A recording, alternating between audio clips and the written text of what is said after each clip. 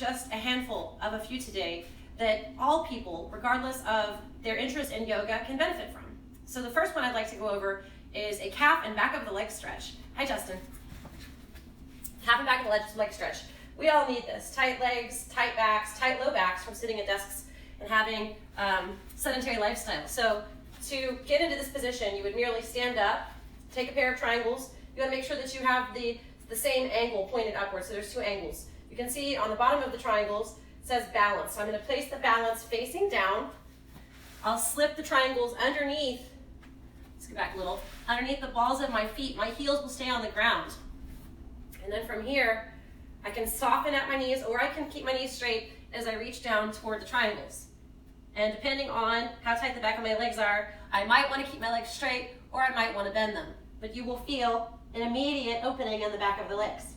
So that is one of my favorite, most functional stretches. You can also take the triangles and flip and turn them the other way. A little harder angle, but more material to hold on to with your hands. I like to grab a hold of the triangles and pull myself forward. So that's one of my favorite everyday uses, everyday stretches for the back of the legs and also the feet. If you have plantar fasciitis. Hi there, my name is Amanda and I'm here today to talk to you guys about the YogaTriangle and explain to you how it works and why it's quickly becoming a lot of practitioners, students, and people's favorite new prop for movement and yoga. So this is the YogaTriangle. www.yogatriangle.com.